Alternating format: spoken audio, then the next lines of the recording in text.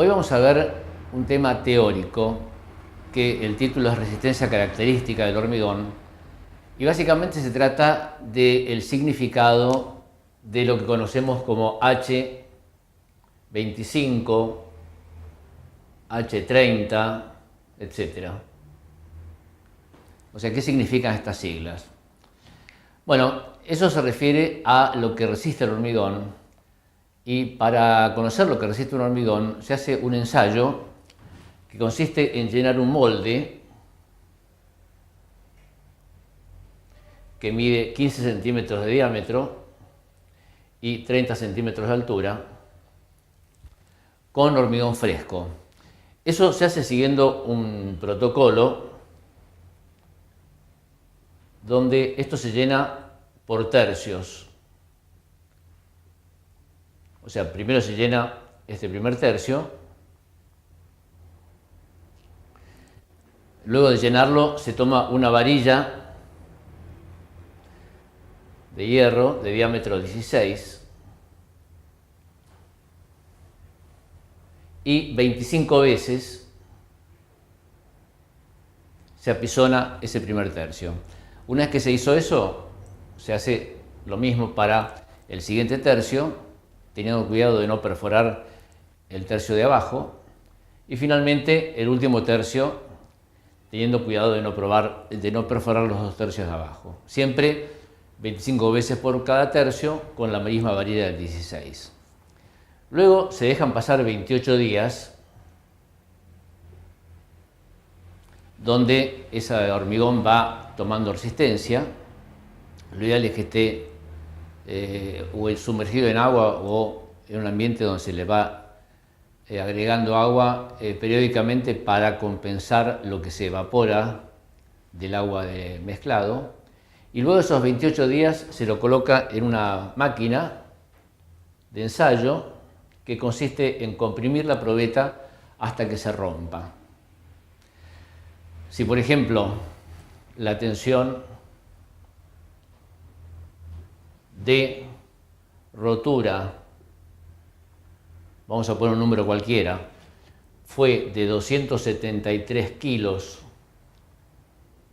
por centímetro cuadrado, eso significa que el día que se hizo este ensayo, cada cuadradito de un centímetro cuadrado fue capaz de resistir una fuerza de 273 kilos.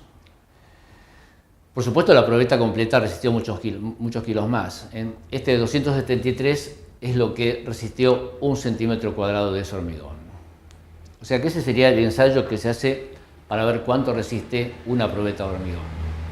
Ahora vamos a suponer que estamos en una empresa que se dedica a fabricar hormigón elaborado y estamos en un laboratorio donde todos los días tenemos que ensayar las probetas de un determinado hormigón, ¿sí? O sea, fabricamos, por ejemplo, H25 y tenemos que comprobar si realmente lo que estamos vendiendo es esa calidad. Bueno, ¿qué es lo que hacemos? Como les dije antes, sacamos las probetas, dejamos pasar 28 días, o sea, es imposible el día que se hace el hormigón saber cuánto va a resistir, porque en ese momento es un líquido gris que no tiene ninguna resistencia. ¿Por qué 28 días? Porque si ensayamos antes o después, no podemos comparar ese ensayo con otros ensayos que se realizan. O sea, para que esté todo normalizado, todos tienen que estar ensayados a la misma edad y la edad es 28 días.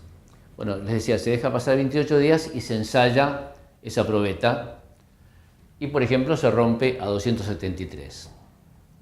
¿Qué pasa si ensayamos una segunda probeta? Por ahí esperaríamos que se rompiera también a 273, pero resulta que no, que se rompe, por ejemplo, a 285 kilos por centímetro cuadrado. ¿Cómo es posible si usamos la misma dosificación, etcétera, todas las mismas pautas, parámetros? Bueno, porque lo que estamos ensayando es un material de por sí heterogéneo. O sea, por ejemplo, esta primera probeta, imagínense que tiene acá una piedra, acá tiene otra más, acá una tercera, y así siguiendo. Es imposible que la siguiente probeta tenga las mismas piedras ubicadas en el mismo lugar, y eso hace que la traba entre una piedra y la otra ya cambie un poco la resistencia. La cantidad de piedras que entraron en cada probeta no puede ser la misma. La proporción de toda la masa de hormigón será una determinada, pero en cada probeta entrará una piedra más o una piedra menos, y eso también hace que varíe la resistencia. A medida que pasan los días, también influyen otros parámetros. Por ahí el agua tiene alguna impureza, o un poco más de cloro, o un poco menos que otros días. La arena tiene una humedad que es distinta. Aunque tratemos de saber cuánta humedad tiene la arena, siempre hay un pequeño margen de error. Las balanzas que pesan la cantidad de cemento y agregado fino y grueso tienen tolerancias. En fin, estamos haciendo algo que es un poco artesanal, y entonces es imposible pretender que las resistencias sean idénticas. Son parecidas, pero no idénticas. Entonces vamos a imaginarnos que pasan 100 ensayos y nos preguntan: este hormigón, ¿cuánto tiene de resistencia?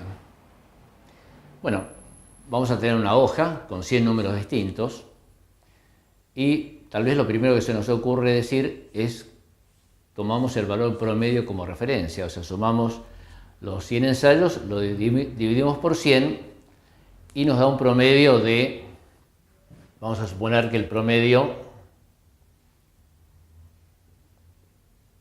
nos da 290 kilos por centímetro cuadrado. Y decimos, bueno, esta es la resistencia promedio de este hormigón. Bueno, no es una buena referencia. Y les digo por qué. Vamos a hacer un ejemplo muy extremo. En lugar de 100, supónganse que hacemos 3 ensayos de un hormigón, y esos 3 ensayos nos dan uno 290, otro 300, otro 310. ¿Cuál es el promedio? 300.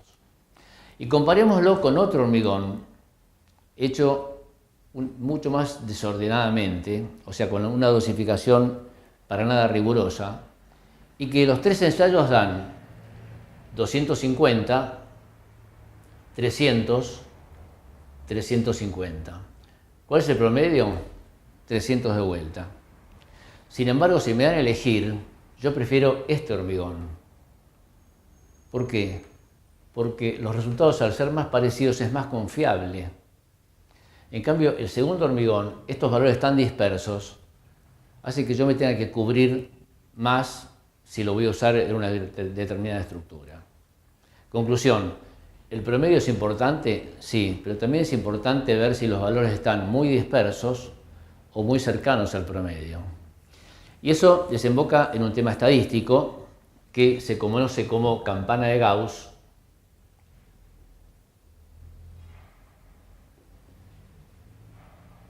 Campana de Gauss, que fue un matemático que comenzó a estudiar estos temas de estadística mucho antes de que aparezca el hormigón. O sea que esta herramienta que vamos a ver ahora de matemáticas no fue inventada para el hormigón, sino para cualquier fenómeno que se nos ocurra medir en forma estadística. Vamos a imaginarnos que con estos 100 ensayos que estábamos hablando antes, hacemos un gráfico donde colocamos en horizontal tensiones de rotura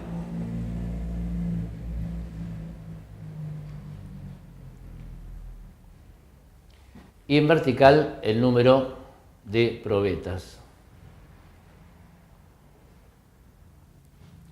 Y acá vamos poniendo intervalos.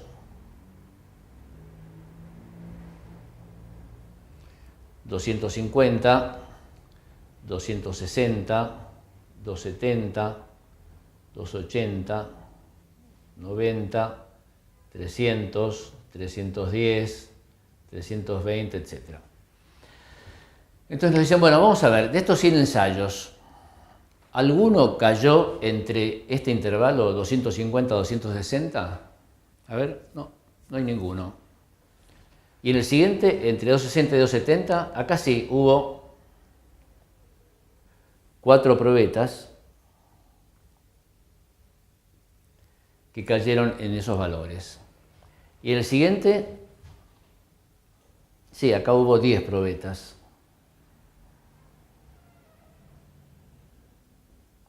Bueno, y así vamos haciendo un diagrama que se llama histograma, o sea, sería la historia de lo que pasó acá dibujado en un diagrama, donde este gráfico no es simétrico, pero tiene una tendencia a la simetría. O sea, hay un valor que es entre 290 y 300, que es el que más se repitió. Ese intervalo fue el que más apareció. Después, intervalos más bajos o más altos aparecen cada vez con menos frecuencia. ¿Eso es lógico? O sea, si ustedes pensaran en otra cosa, ensayar otras medidas que no sean hormigón, ¿pasaría lo mismo? Vamos a hacer un ejemplo de nada que ver con esto. Imagínense que ustedes, en lugar de 100 ensayos de hormigón, durante 100 días hacen un viaje, por ejemplo, en bicicleta de un lugar a otro y se van tomando el tiempo. Entonces, esos tiempos después los llevan a este gráfico y resulta que ven que entre 28 minutos y 30 minutos es lo que más frecuentemente tardan. Y que después hubo pocos días que tardaron 26 minutos, no sé, estaban más descansados, encontraron un poco menos de tránsito, y hubo pocos días que tardaron entre 31 y 32, estaban más cansados, había más tránsito, pero digamos que lo normal es este valor. O sea, ¿qué les quiero mostrar con esto? Que este gráfico no es solamente para el hormigón, sino para una gran cantidad de sucesos que se nos ocurra medir en forma estadística. Entonces lo que se preguntó Gauss es qué pasaría si en lugar de tener 100 o 1000 o 1.000.000 de ensayos, tuviéramos infinitos ensayos, o sea, infinitos valores de cómo se comporta ese hormigón o ese tiempo de viaje. Bueno, estos escalones serían cada vez más chicos porque podríamos hacer intervalos no entre 260 y 270, entre 260 y 260,1, si tuviéramos infinitos ensayos. Y esto se iría transformando en una curva que por la forma que tiene se le dio el nombre de campana de Gauss, ¿no? Gauss lo que hizo fue sacar la fórmula de este gráfico y a eso se lo llamó campana de Gauss. Bueno, el punto que está más arriba de la campana, que acá podría ser, por ejemplo, 295 kilos por centímetro cuadrado, eso sería la tensión promedio.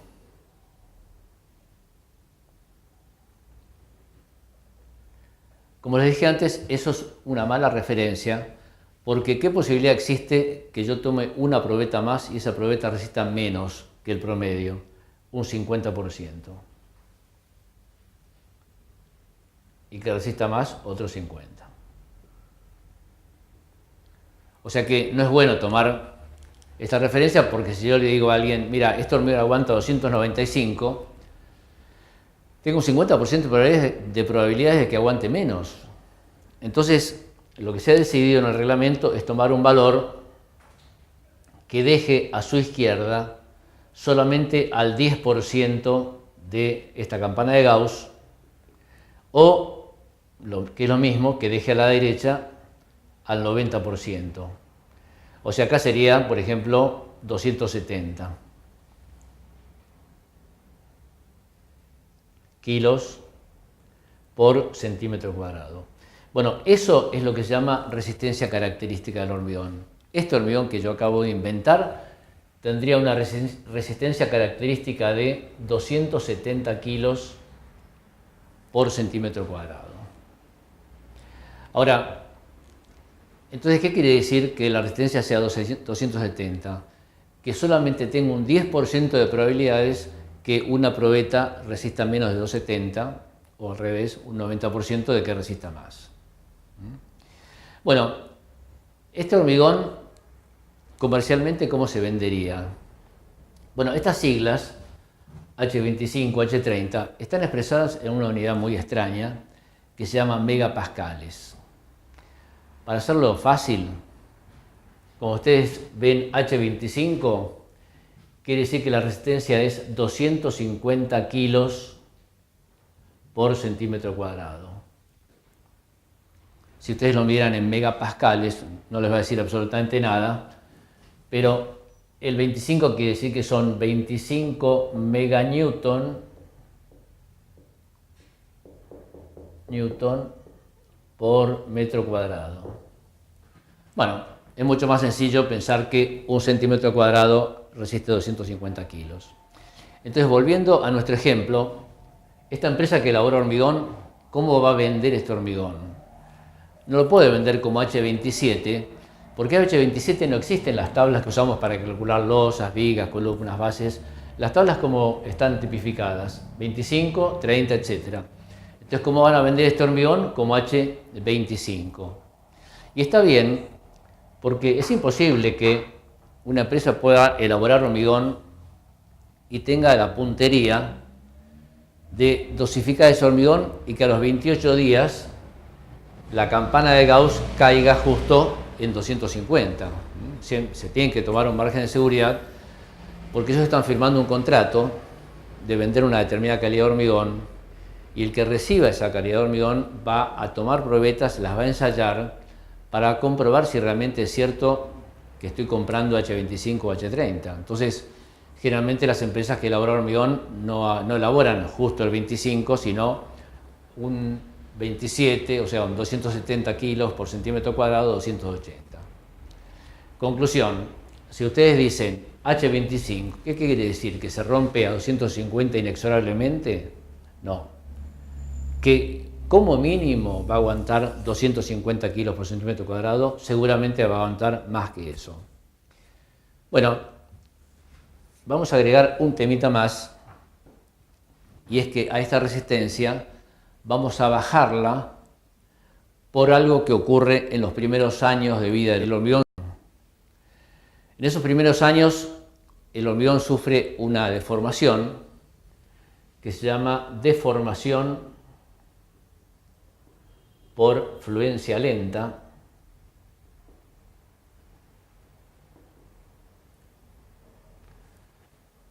donde debido a la pérdida de humedad, a pesar de que el hormigón siempre tiene la misma carga, se deforma un poco más de lo que se había deformado en el momento inicial.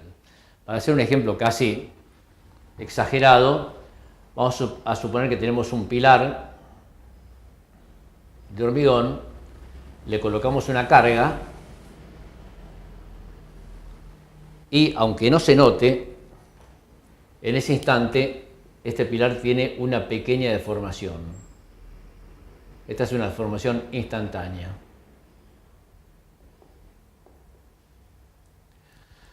Bueno, dejamos pasar una semana, volvemos, el pilar sigue igual. Si dejamos pasar varios años, vamos a comprobar que esto se deformó un poco más. Y esa es la deformación por fluencia lenta. Luego de 3, 4, 5 años, esto ya se estabiliza y la forma de la estructura es la misma para siempre. Para tener en cuenta esto, a esta resistencia característica le vamos a sacar un 15%.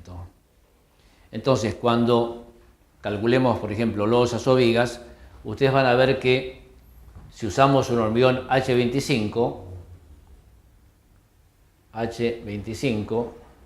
y estamos trabajando, por ejemplo, en kilos, a esos 250 kilos por centímetro cuadrado, ustedes lo van a multiplicar por 0,85. ¿Qué están haciendo? Le están quitando un 15% por ese efecto futuro que se debe a la fluencia lenta. Si ustedes trabajaran en newton, sería 2,5 kilonewton por centímetro cuadrado. Bueno, también lo multiplicarían por 0,85. ¿Qué están teniendo en cuenta? De vuelta, este efecto diferido que tiene el hormigón. Bueno, nos vemos en el siguiente video, seguimos con más teoría.